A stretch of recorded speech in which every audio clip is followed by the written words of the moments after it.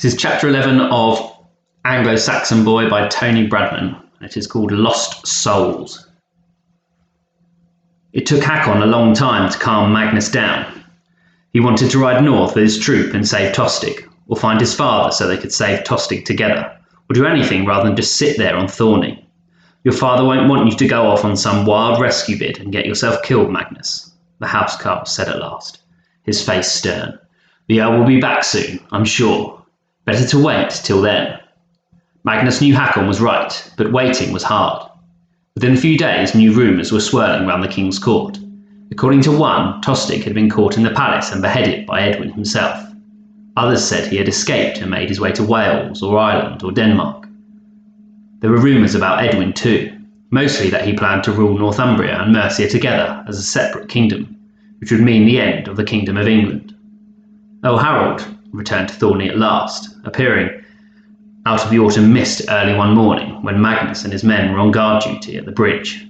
The Earl trotted up to the gate at the head of his housecarls, a procession of men in helmets and chainmail and carrying shields. Magnus stepped forward, but his father didn't stop. I have to speak to the king, Magnus, he said as he rode past. We will talk later. But the king kept his father occupied for the rest of that day and well into the evening. Magnus watched the great men coming and going in the hall and felt the tension in the air.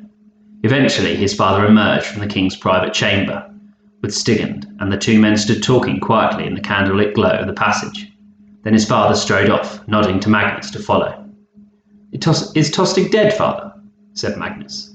It was a moonless night, and the only light came from the torches on either side of the hall's doorway. There was a hint of winter in the cold air, and bats swooped from under the eaves. Tiny black shapes that squeaked and twittered like lost souls. Why didn't you send for the housecarls? And why? Enough, snapped his father, rounding on him. I've had my fill of questions for one day. Edward has whined and moaned and complained, and I'm sick of it. He paused, rubbed his face, and Magnus suddenly saw how tired he was. I am sorry, Magnus. None of this is your fault. Your uncle lives, although it seems he has been doing his best to get himself killed. Sometimes we Godwins can be our own worst enemies, Magnus murmured, and his father gave him a puzzled look. That's what Mother says, anyway. Does she now? Your mother is wise as well as beautiful. The Earl paused, looked at the hall, then turned once more to Magnus.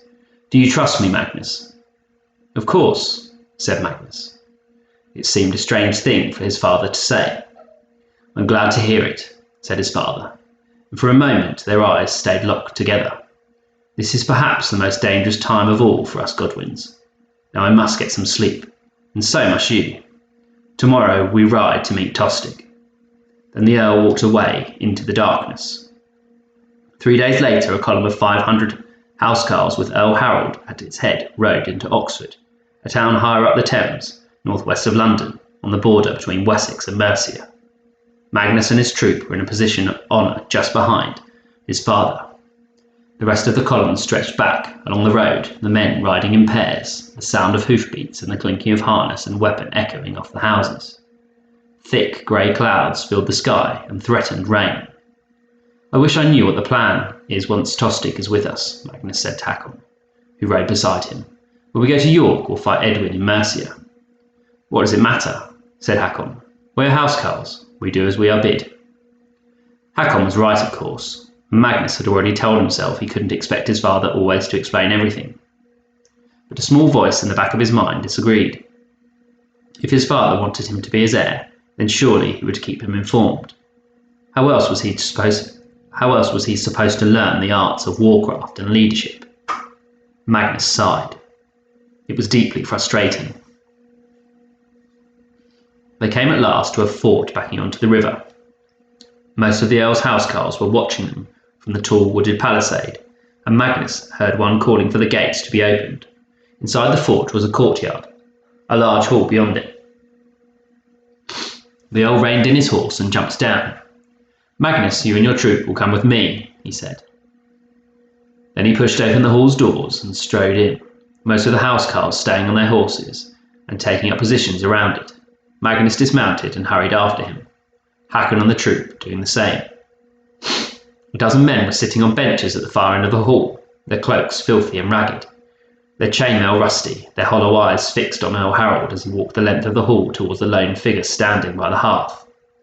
Tostig was holding his hands out to the fire's warmth, its flickering red glow lighting his face.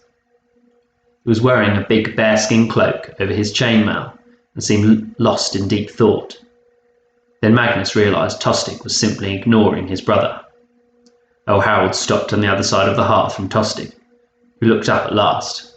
Magnus hung back, Hakon by his side, the rest of the troop fanning out behind them. "Well, I suppose I should say better late than never, brother," Tostig muttered. "But I'd like to know what you've been up to while I've been running and hiding with the few men left to me, trying to keep Edwin from taking my head." "I came as soon as I could, Tostig," said the Earl. "I'm a very busy man, although that's mostly because of the terrible mess you've made of everything." "The mess I've made?" said Tostig. Magnus could hear the bitterness in his voice. Tostig took a deep breath, visibly getting himself under control.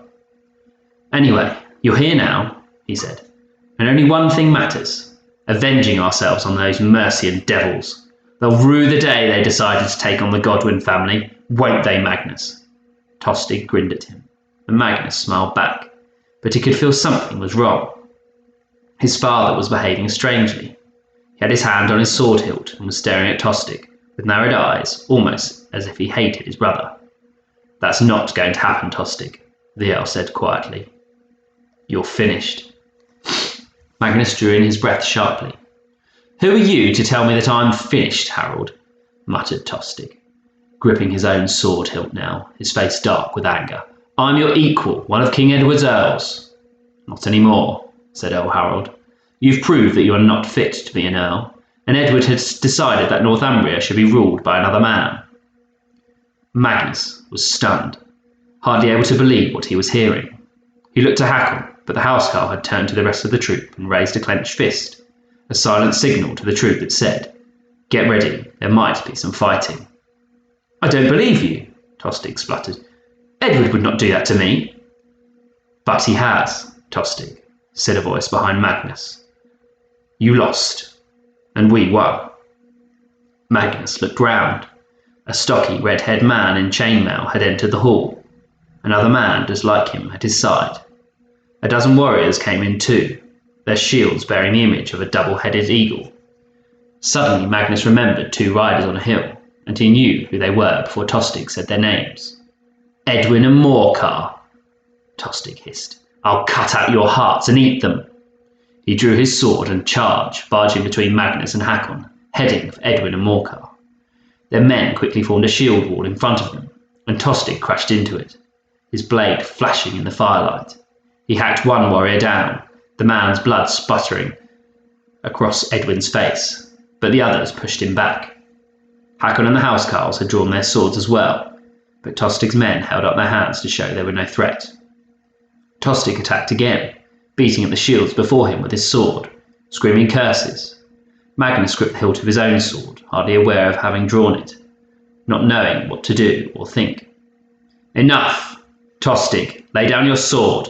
Earl Harold roared, and the hall fell silent except for the sound of Tostig breathing heavily.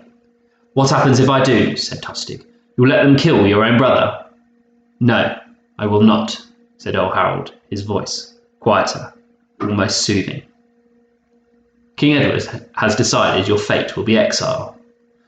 You have 5 days to leave England and must never return.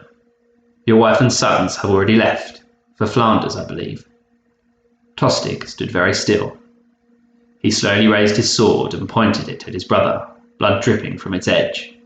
Then he rammed it back in his scabbard and stalked out of the hall, shoving past Edwin and Morcar, his men scurrying after him. 1 week later, at a great feast in King Edward's Hall, 2 announcements were made. The first declaring Morcar to be the new Earl of Northumbria, but it was the second that froze every drop of blood in Magnus's veins. His father was to marry Aldgith, sister to Edwin and Morcar.